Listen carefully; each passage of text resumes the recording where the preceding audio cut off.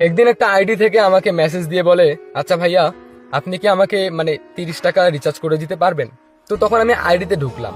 আইডিতে ঢুকে দেখলাম আইডির নাম আয়েশা আক্তার, কিন্তু আইডিতে একটা পোস্টও নেই, শুধু প্রোফাইল পিক যেটা সেটাই আপলোড করা এবং ওয়ান পোস্ট দেখাচ্ছে, আর একটাও ফ্রেন্ড নেই।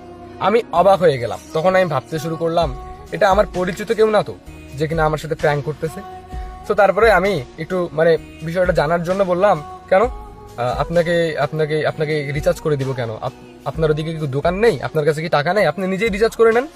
তখন বললো, ভাইয়া আসলে আমি বিপদে পড়ে গেছি, আমার ইমার্জেন্সি আসলে একটু রিচার্জ দরকার, আমার ফোনে এমবি কিনবো, তো আপনাকে আমি টাকাটা ফেরত দিয়ে দিব, এইভাবে আমাকে বললো। হ্যাঁ, তো তারপরে আমি বিষয়টা জানার জন্য ভাবলাম যে ওর যদি নাম্বারটা পাওয়া যায় তাহলে চিনতে পারবো যে আসলে কে, নাম্বারটা দিয়েই দেখবো। তো তখন বললাম, আচ্ছা ঠিক আছে, আপনার নাম্বারটা দেন, আমি রিচার্জ করে দিচ্ছি। তারপরে সে নাম্বারটা দিল। এরপর আমি রিচার্জ করার আগে নাম্বারটা দিয়ে ফেসবুকে সার্চ করলাম। সার্চ করে দেখলাম যে আয়েশা আক্তার নামে একটাই আইডি, আর কোনো অ্যাকাউন্ট নেই। আর এই নাম্বারে নাই কোনো আছে হোয়াটসঅ্যাপ, নাই ইমো, কিচ্ছু নাই। ঠিক আছে, তো তারপরে আমি কোনো কিছু না ভেবে রিচার্জ করে দিলাম। 50 টাকা ছিল, 50 টাকাই দিলাম বিকাশ থেকে রিচার্জ করে। তারপরে বললাম, পেয়েছেন? এরপরে সে বললো, হ্যাঁ ভাইয়া, থ্যাংক ইউ সো মাচ, তবে আপনি 50 টাকা কেন দিয়েছেন? আমি বললাম 30 টাকা দিতে, আপনি কেন 50 টাকা দিবেন? তো তারপর আমি বললাম, আচ্ছা ওটা বিষয় না, আপনাকে টাকাটা দিতেও হবে না, আমি জাস্ট আপনাকে একটা প্রশ্ন করতে চাই, আপনার আইডিতে কোনো ফ্রেন্ড নাই কেন? জিরো ফ্রেন্ড, এটা আমি জীবনে প্রথম দেখলাম। তখন সে বলল, আসলে অনেক কষ্ট করে বাবা মার থেকে ফোনটা কিনে নিয়েছি, আমার তেমন কোনো বন্ধু নেই, তাই ফেসবুক আইডিতে কারোর সাথে ফ্রেন্ডশিপও নেই, যে দুইটা বান্ধবী আছে সেই দুইজন তো ফোনই ইউজ করে না। তারপর আমি বললাম, ও আচ্ছা আচ্ছা, আপনাকে একটা কথা বলি, আপনার প্রোফাইল পিকচারে শুধু একটা কার্টুনের পিক দেওয়া, আপনি কি আসলেই মেয়ে?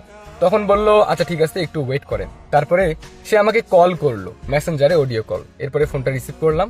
রিসিভ করে শুনতে পেলাম সেই মেয়েটার ভয়েস। মেয়েটার ভয়েসটা আসলেই অনেকটা সুন্দর ছিল, এবং কি একটু বাচ্চা বাচ্চা টাইপের ছিল।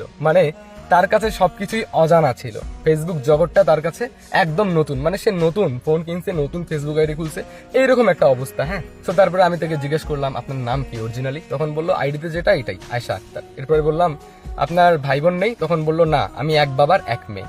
আসলে আমি পড়ি ক্লাস 10-এ, বুঝছেন, এই এসএসসি এক্সাম দিলাম, এখন আমার বাবা একটা ফোন কিনে দিয়েছে। তো এই ফেসবুক আইডি খুলে ফেসবুকে ঘাটাঘাটি করতেই আপনার একটা পোস্ট দেখতে পেলাম। তারপরে আপনার আইডিতে ঢুকলাম, দেখলাম যে আপনার আইডিতে অনেক দামি দামি খাবার সহ পিক, তারপর আপনার অনেক স্টাইলিশ ফটো।